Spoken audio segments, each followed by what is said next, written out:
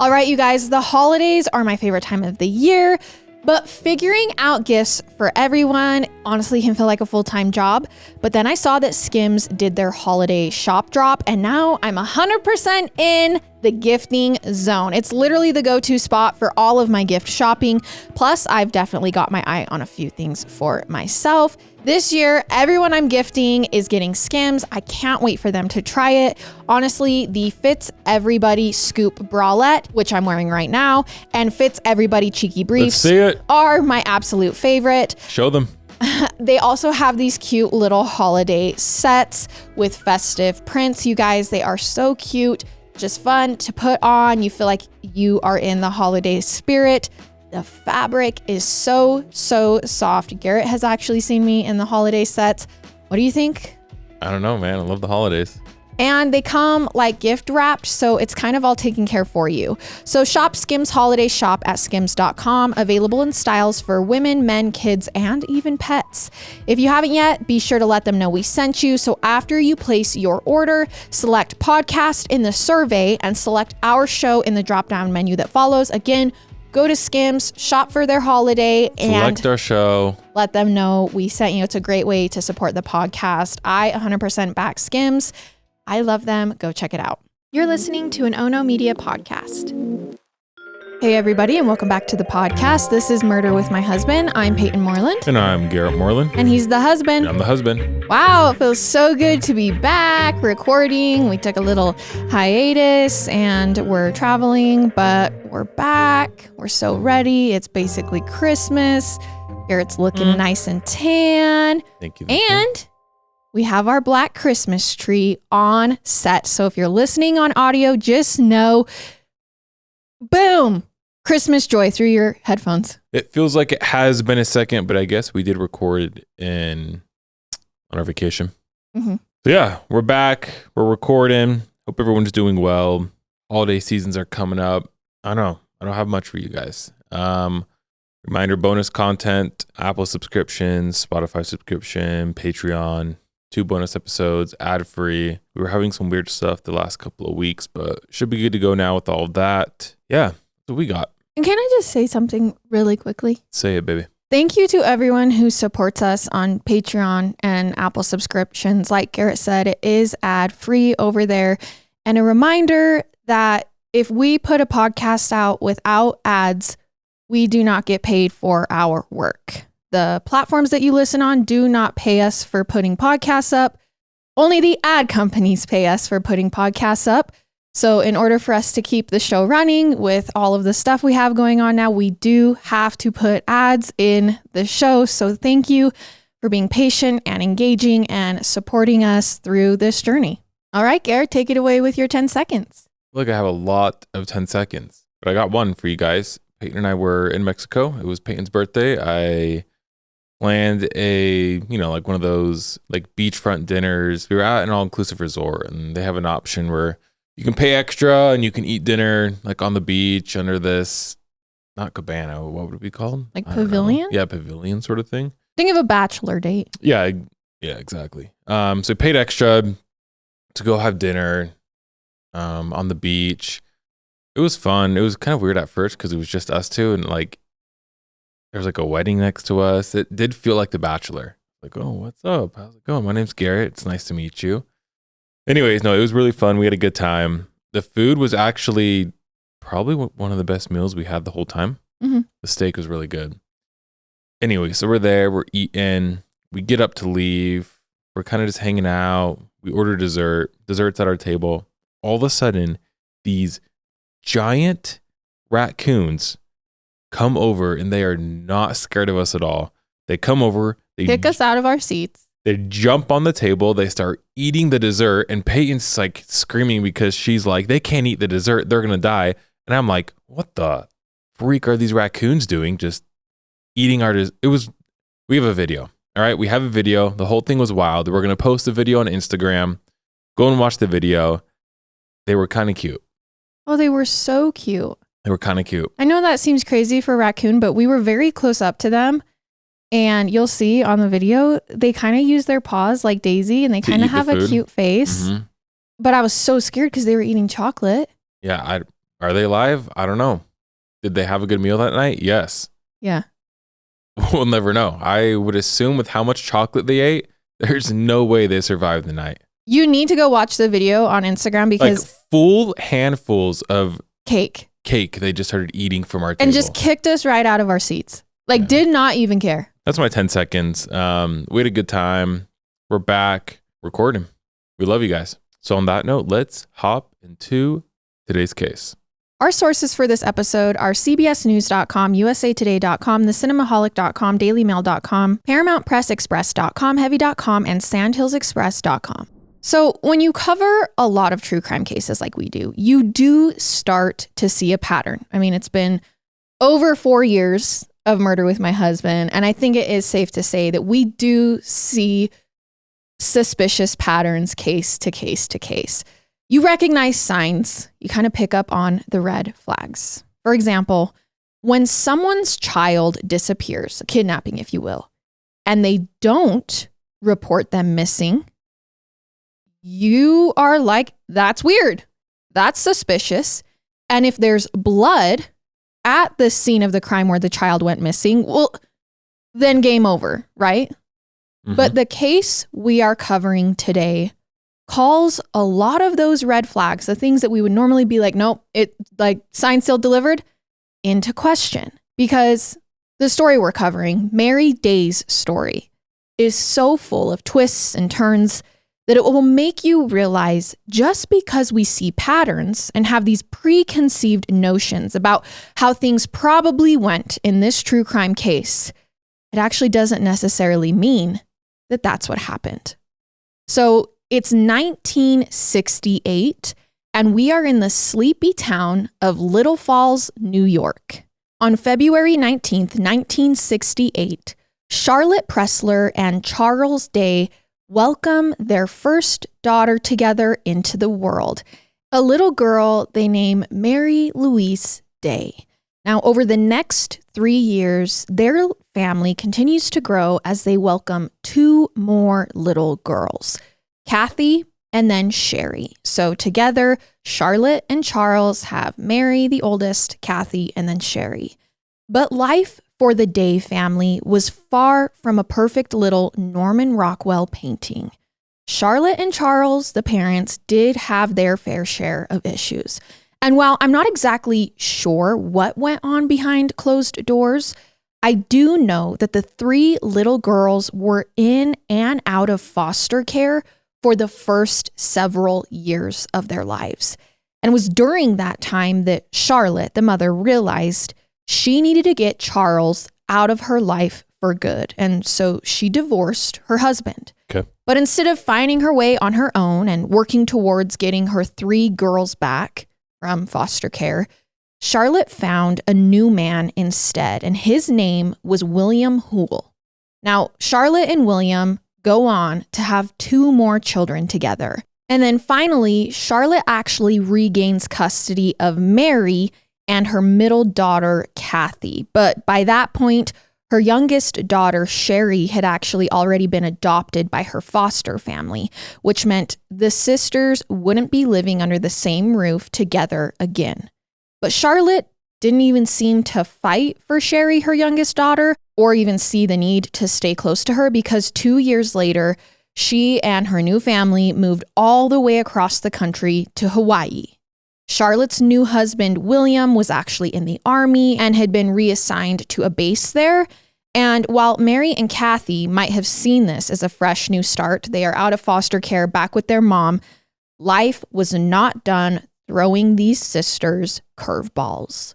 So only a few months after the family moved to Hawaii, the girls received news that their father, Charles, had passed away. The 10-year-old Mary and 8-year-old Kathy learned that because of this, they would be receiving a substantial inheritance once they turned 18. And that's when Mary and Kathy began dreaming of what life could be like for them when they grew older. With money to come into, they stayed up late into the night whispering about their plans for the future together. And they even had a secret code name for the inheritance when they talked about it. And according to Kathy, the word they used was Mohawk. Mohawk. All right. Now, you're probably wondering why two little girls would need to have a code word to talk about the inheritance money, especially at 10 and 8 years old. Okay, who's talking about money that young? Like really understanding the concept of what that means. Well, I think to them it meant, we've had this really rough life so far, in and out of foster care, now moved all the way to Hawaii, separated from our youngest sister. It probably meant freedom to them. I guess considering the life they've grown up in, it's a little bit different. The reality was the situation they were now in Hawaii at home with Charlotte and her new husband, William, and their 2 kids wasn't a pretty one. Apparently, there was a lot of physical, emotional, and sexual abuse in the home from William. So much so that in December of 1980, 2 years after moving to Hawaii, Mary was back in protective custody. Ugh. And I don't know if it was Mary herself that reported the abuse or a neighbor or a friend, but I know that Mary spent another significant amount of time out of her mother and stepfather's care. Though, unlike her sister Sherry, it didn't stay permanent. In January 1981, William was transferred to Fort Ord in Seaside, California. But just a few months after the move, Mary was once again released into Charlotte and William's custody. So this is the second time Charlotte has gotten her daughter back. Now, I have no idea how something like this could happen. I think with the history of this family, it probably isn't great for her to return, especially because the reason she was taken away was because of the danger William was putting her in. I have to imagine that back in the 80s, the foster care system was even more flawed than it is today. But regardless, Mary finds herself on a plane to California. And as you can imagine, life didn't improve there for Mary. I mean, she's now reunited with Kathy, but life isn't better. From what I can tell, neither of the girls or the couple's other 2 children ever enrolled in school in California. They had no friends from the area or anyone that they could talk to about what was going on at home, which sounds like it might have been by design this time, because only a few months after Mary moved back in with the family, something really strange happened in that home.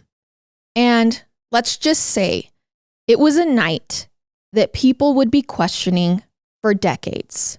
So one evening in 1981, William and Charlotte went out to dinner, and presumably they left 13-year-old Mary to watch over her 3 younger siblings.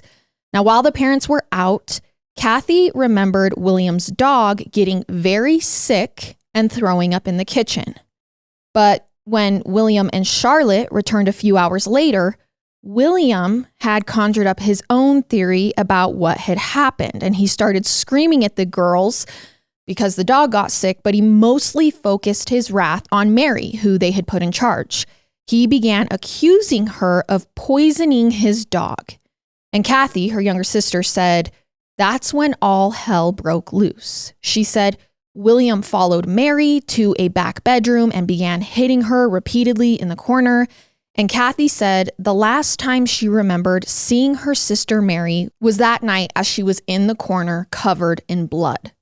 Now, seemingly, Kathy was sent to her room and went to bed that night not knowing what happened to Mary next. The last thing she knows is William beating her and her covered in blood in the bedroom, and then she's sent to bed. Okay. So the following morning, though, Kathy wakes up, the other 2 sisters wake up, and Mary is nowhere to be found. So Kathy, of course, asked questions about her sister. What happened to Mary? Where is she? Is she coming home?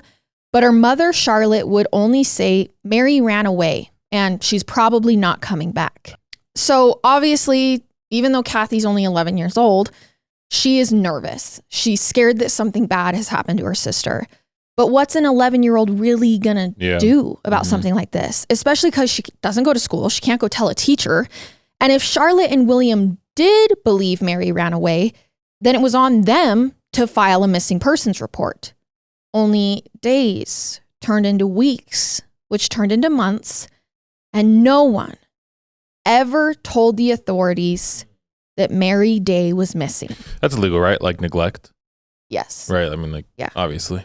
But with Mary not enrolled in school and the girls being somewhat new to the area with no real friends, The only people that even knew Mary was gone was her siblings and parents, which makes you wonder, did Mary really run away that night? Or after Kathy and the other girls had gone to bed, did something more sinister happen to Mary? Yeah, that's exactly what happened. Today's episode is brought to you by June's Journey, a captivating hidden object mystery game that'll transport you to the roaring 1920s. Peyton's been playing lately. In June's Journey, you'll step into the shoes of June Parker, a clever sleuth on a mission to solve her sister's murder and uncover family secrets. The game is packed with stunning, intricately designed scenes where you'll hunt for clues and piece together the puzzle.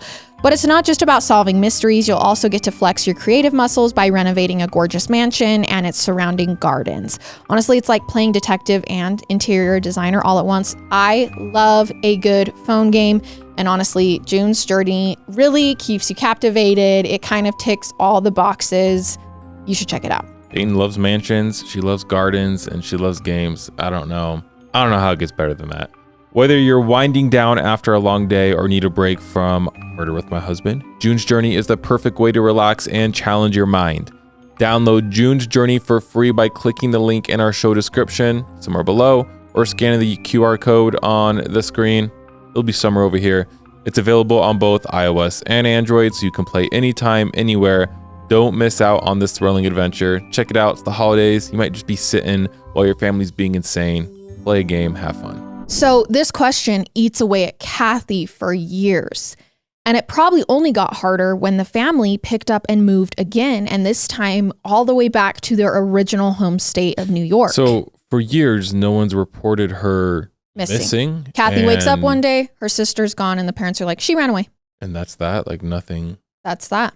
Okay. So there is one silver lining in all of this, though, and it's that Kathy is now closer in proximity to her younger sister, Sherry. Remember the one who had been adopted by her foster family?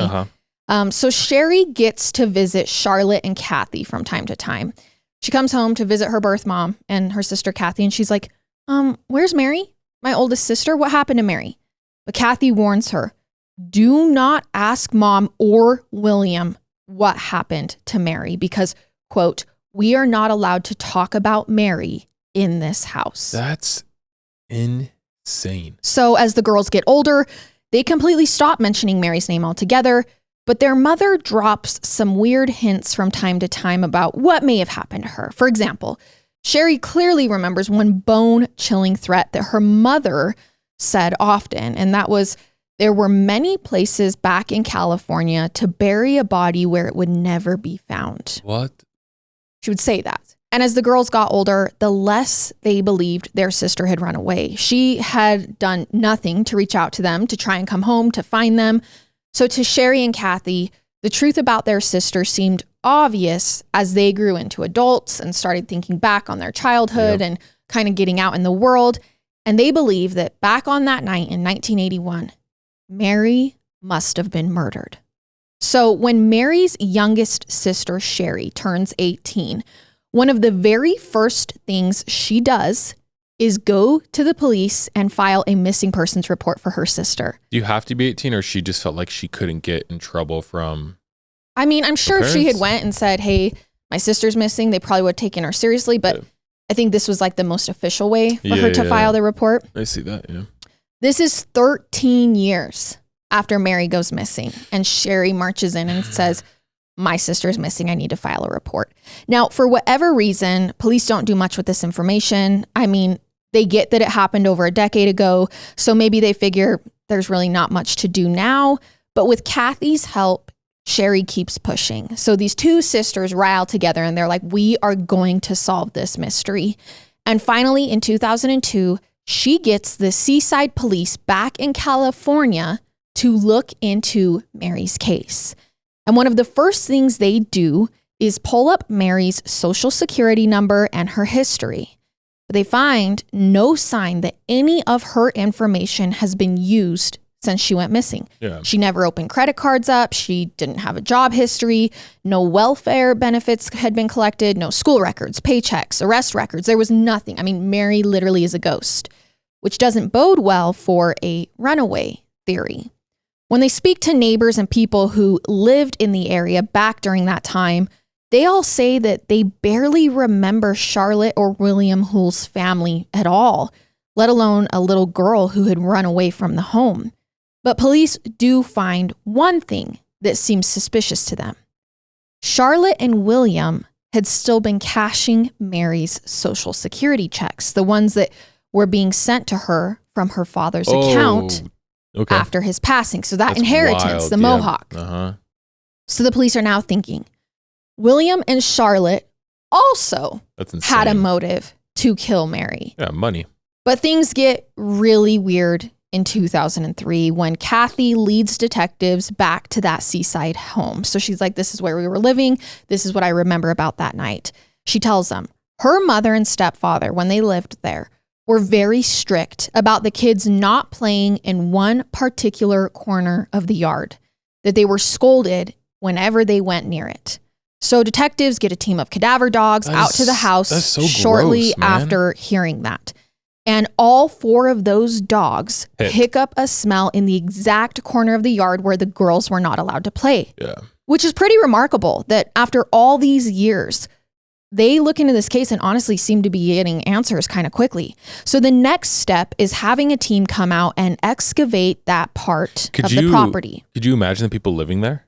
They're probably like, are you kidding me? Like, we didn't even know a girl went missing, and now you're alluding to the fact that she's in our yard? Would that, not in like a disrespectful way to the victim, but would that, like, could you live in that house? Or would it just be too hard? I don't know. I don't think that's disrespectful to the victim because... No, I'm just saying, I mean, like, there's a reason why... It's a heartbreak There's a reason why in some states... You have to disclose. In some states you don't. Yeah. So they excavate the property, and what do they find? Remains. No. Clothes? They find a little girl's shoe buried in that corner of the yard. There's no sign of a body. Now the team handling the cadaver dog says, look, our dogs have never missed a mark before. At one point, there was a body buried on this property. Especially because it wasn't just one. Right. Multiple dogs. All 4 of them, or however many there were, hit. And then they find a little girl's shoe. Yeah. They believe the body might have been moved at some point. That's the only way the dogs would have hit and there be no body. And when one of the detectives goes to Kathy and shows her a picture of the shoe they found, she admits, yeah, we had sneakers like that as kids. Yep. So at this point, detectives figure, okay, it's time we track down the parents for an interview. So keep in mind at this point, it has been more than 20 years since Mary Day disappeared. And shockingly, Charlotte and William Hull are still together. Detectives find that they're now both living in Kansas. Because they're evil. Williams since left the army and was working as a corrections officer at a local prison. And Charlotte, I don't know what she was doing, but police figure they're going to start with Charlotte first, see what they can get out of her about the day Mary disappeared. Wow. Could you imagine he's a corrections officer and he killed a little girl? Right. So based on what Kathy and Sherry have to say, I mean, to them, Charlotte seemed complicit or at least aware that something had happened to Mary that day. So police go to her about her missing daughter that she never reported missing. And here's what she says. She starts off the interview insisting Mary ran away. In fact, she says Mary had run away so many times as a kid that she had actually lost count. She describes Mary as a, quote, night crawler out of a wormhole and just grabbing it and it was gone. But police aren't letting her get away without asking some of the toughest questions. And the biggest one being, if your daughter ran away and didn't come home, your young daughter, why didn't you call the police? Wouldn't you look for her? And she says, well, we should have. But then she sort of changes her tune and she says, actually, I thought this whole time that William did file a report with the nearby Salinas Police Department. Only they have no record of that happening. So according to police, there's also something really strange about Charlotte's body language during this interview. She is slumped down in her chair for most of that discussion, and she's saying cagey things like, quote, you know, sometimes you do things in your past and it just comes back. But if that didn't convince police that something was up, then it might have been what Charlotte said next. She said, quote, I mean, if she's dead, she's dead. Yep. This is what she says about her daughter in that interview. What? Who ran away. So if she's dead, she's dead. Okay. Cops are like, you don't even care.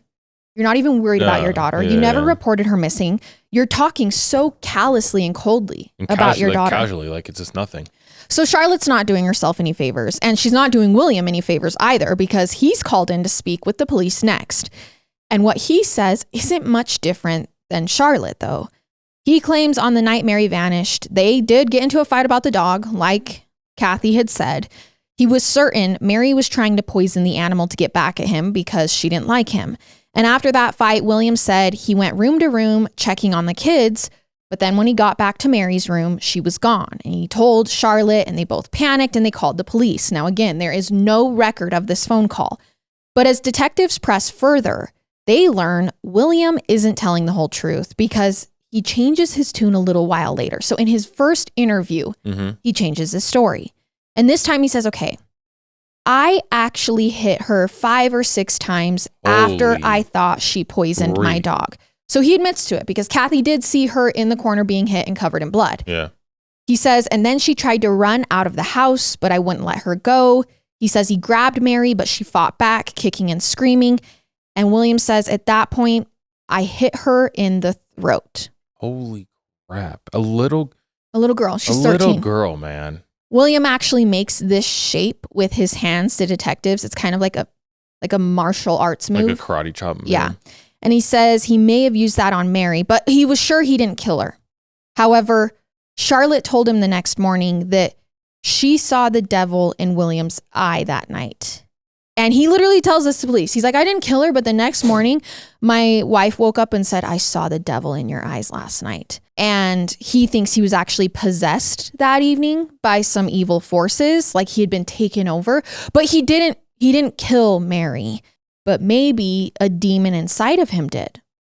Okay, wait. So are they claiming that after he did what he did, after he beat her, are they claiming she ran away? Or no, at that point? At first, it sounds like they're not anymore. They're not.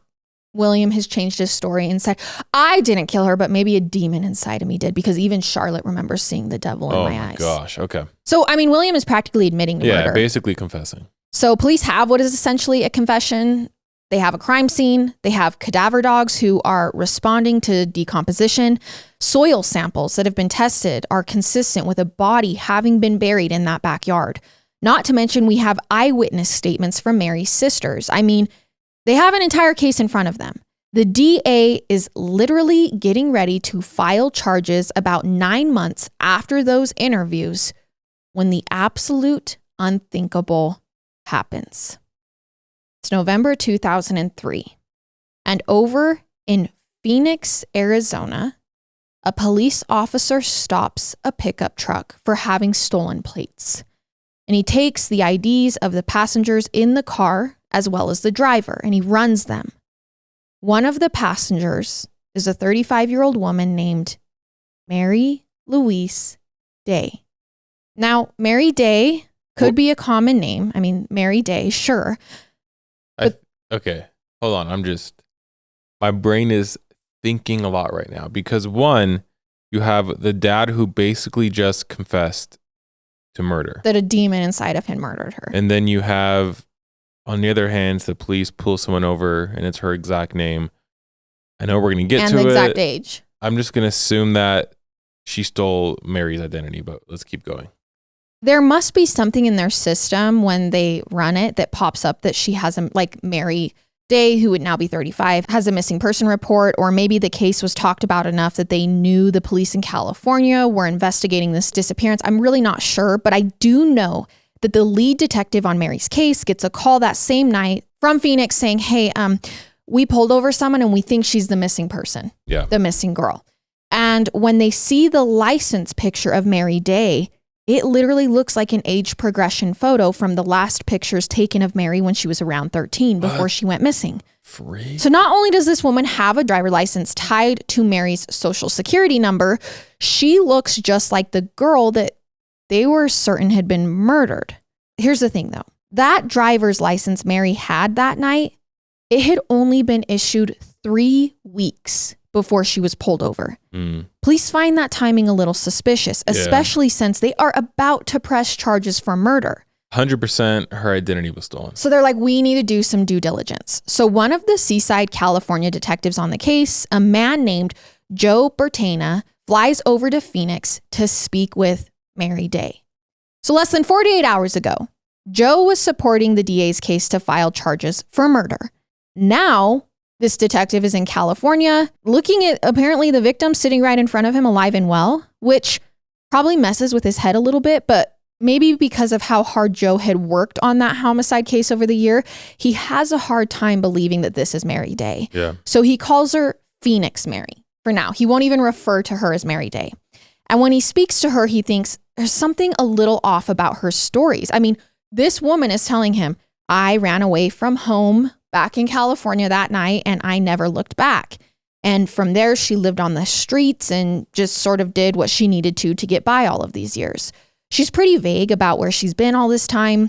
But when Joe asks her some questions about her childhood, she remembers some details really vividly. And then she doesn't remember other things at all. And Joe finds this super suspicious, which to me, I mean, sounds like a normal childhood. Like some things stick, some things don't. I imagine that happens even more. This is a setup, man. If you've dealt with trauma. But there's also something about Mary's demeanor that is just rubbing Detective Joe the wrong way, which is why he's actually not totally sold, even after talking to her, that this is the girl who disappeared back in 1981. But look, Phoenix Mary is not under arrest. She didn't do anything wrong here, so she really doesn't have to speak with police if she doesn't want to. So she goes back to living her life, and Joe heads back to California some days later. But before that, he tells Mary to give him a call if she starts to remember anything. He wants to help her put the pieces of the puzzle together. And she actually takes him up on it. A few days later, Mary calls Joe to say she's had some pretty disturbing memories come up, including the night that she ran away. Dude, I'm going to be mind blown if this is real. It's not. It can't be. There is no way that this is going this direction. Well, the soil has evidence of decomposition in the backyard. Yeah, that too. I mean, there's no way. This is a setup. There's something going on. So she says that evening, as she's been thinking about it, she remembers her stepfather, William, getting angry with her and slamming her head into the bathtub. Mary's crying on the phone as she's telling him these painful memories, telling Joe how she remembers bleeding, then getting her head slammed into a coffee table and then blacking out. When Joe asks her what the fight was over, Mary's like, I can't remember. She can't remember anything about a sick dog, even when prompted by Joe. And that bothers him too. It doesn't sit well with him that Mary doesn't remember what caused the fight. But again, in my mind, this is trauma. This is trauma. Because of this, Mary starts to get sort of frustrated with Detective Joe on this call because she throws him a curveball in a way he wasn't expecting. She says to him, quote, okay, Joe, if you were to find my body, how are you going to be able to prove who the hell I was? And Joe says, DNA. And Mary goes, okay, so since I'm still alive, can't you use DNA to prove who I am? Joe doesn't know if she's calling his bluff, but now that he knows she's willing to give DNA, he decides to do a DNA test. But here's the thing. There's no old existing DNA from Mary. Yeah, so nothing's going to come up or match. She's been missing for 2 decades. So police figure the next best thing is seeing if she is a match as Charlotte's daughter. Okay. But Joe's not holding his breath that it will come back positive. But when the results from Mary's test do come back... What the freak is going on, dude? It confirms that Phoenix Mary is Charlotte's daughter. Nope. I'm sorry. I don't believe this. So this confirmation is a game changer for Mary's sisters. They also had their doubts about Phoenix Mary at first, but now hearing that she shares their DNA, they're like, this is our missing sister. We found her. So Sherry reaches out to Mary, even asks her if she wants to come stay with her family in North Carolina for a while. I mean, it's pretty incredible, really. Sherry, Mary, and Kathy have this beautiful reunion, but it's not time to roll the credits on this story just yet, because the longer Mary stays with Sherry and her family, the more these little things come up, things that get even her sisters to start questioning her identity again. For example, Mary has this thick Southern accent. And when experts listen to tapes of her speaking, they say this accent is so thick that she had to have been living in the South in her formative years. So up until ages 9 or 10 to have developed it. Which, okay, an accent isn't exactly a reason to write her off, except when Kathy talks to Mary about the inheritance their father left them, Mary's like, what are you talking about? And Kathy tries to like clue her in with the Mohawk word. And she's like, I don't know what you're talking about. And then later, Sherry sees that Mary has a magazine with her address on it, only the name attached to that piece of mail isn't Mary's. Okay, so who is this chick, dude? Well, the name who is this girl? On the magazine, it's Monica Devereaux. And this causes suspicion because they're like, why does her magazine have a different name on it? And why doesn't she remember things? So now Sherry and Kathy get together and they're thinking, okay, were we wrong? Are we wrong again? Is something not right here? Their gut's telling them, something is still off. So only a year after moving in with Sherry, Mary is back on her own. And when Sherry and Kathy express these concerns to police, they come up with another theory. Maybe Phoenix Mary isn't the original Mary, but a secret daughter that Charlotte had. And when she learned that Mary had been missing, she came forward and identified herself as Mary. That's kind of what I was thinking. Because the DNA confirms she was related to Charlotte. And witnesses say it wouldn't be unreasonable to think that Charlotte had strayed from her marriage at some point, had another kid, gave it away. She'd given her children over to the foster care system before. Maybe Charlotte and William reached out to this estranged child once the police were getting close to arresting them. Maybe they paid her to pretend to be Mary so they could get away with it. Gave her Mary's birth certificate, her social security card, possibly even promised her some of the inheritance. Yeah, why would she move in though? That's what's crazy too. Like if maybe she wanted a place to stay for free. I guess so. It's just, it's a wild theory. Yeah, sketchy. It is actually a wild theory. What are the chances that she has a secret daughter no one knows about that can come in and save the day? It's plausible though. Considering who these people are, I feel like it's pretty possible. Police come forward and they're like, is this what happened? And she's like, no, this isn't the case. She hasn't used her birth name since she ran away from home. And Monica was the name she gave herself to protect herself. She's like, I didn't use Mary when I left. And she says the accent is just part of my rebrand too, but still weird evidence keeps creeping up to show that Phoenix Mary is just not the missing Mary. Yeah. Like at one point, after Mary moved in with Sherry, she wrote an email to Detective Joe and it said something sketchy. It said, quote, I've been lying to you about who I am. And then there aren't any more details than that. But in 2008, things really hit the fan. It's been 5 years since missing Mary has resurfaced. So police never charged them with murder, obviously. The amount of time that goes by on this case? Yeah. During this time in 2008, police are using cadaver dogs to search the area where Mary grew up, and it's not related to this case. They're searching it for a different reason.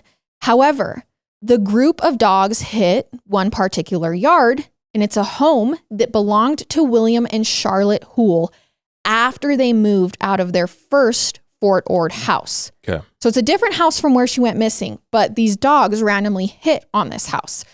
So now you have not one, but 2 homes belonging to Charlotte and William where cadaver dogs are saying a body was once buried. So detectives think, okay, this family is burying a body, then redigging it up and moving it with them when they move houses. So crazy. That's wild. It's a commitment. So to test this theory, police excavate the property and again, they find nothing.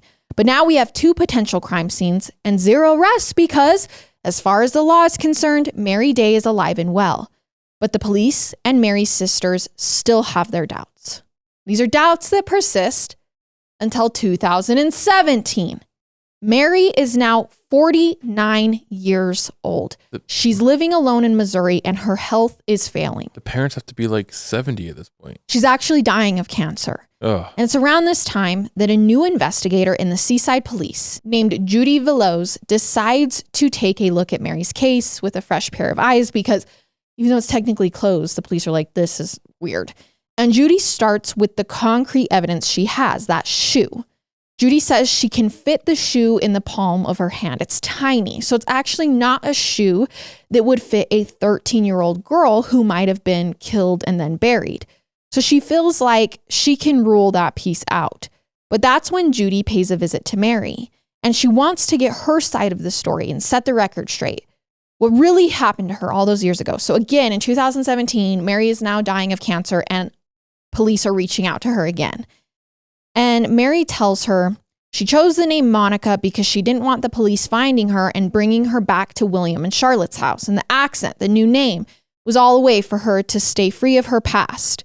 But she also gives Judy one groundbreaking detail. She tells her the name of a woman who took her in at one point after she ran away. Her name was Maury Kimmel.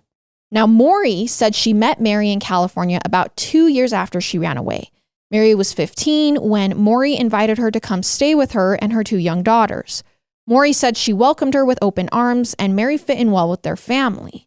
But after only a year, Mary ran away one night without saying goodbye.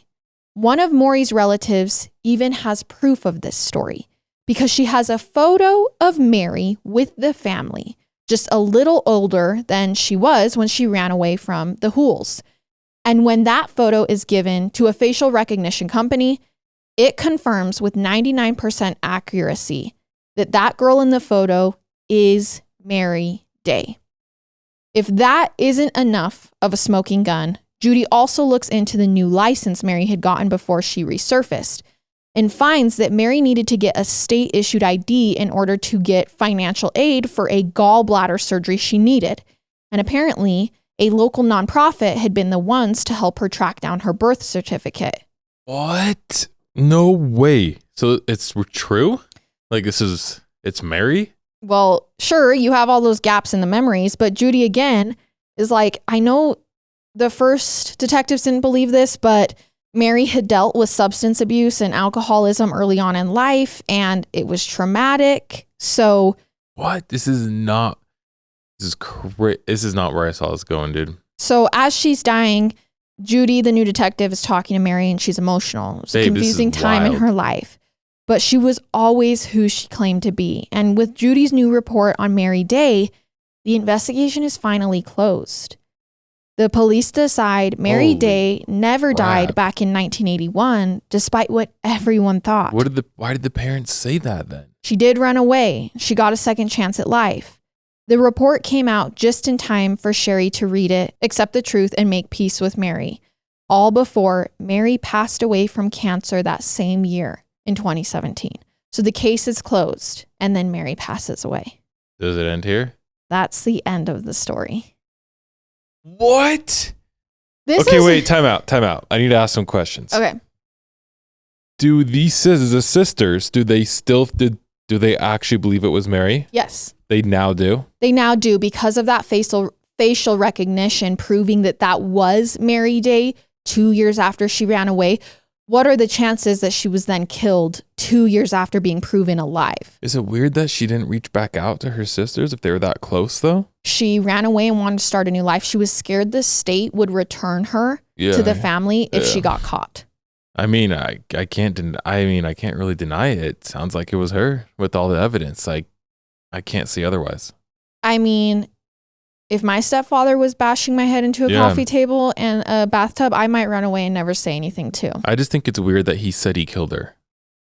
I mean, so many years had gone by. Is there a chance that he had beat her so badly that night? You just assume she was dead? Yeah. Yeah, maybe. Holy crap. All right. Well.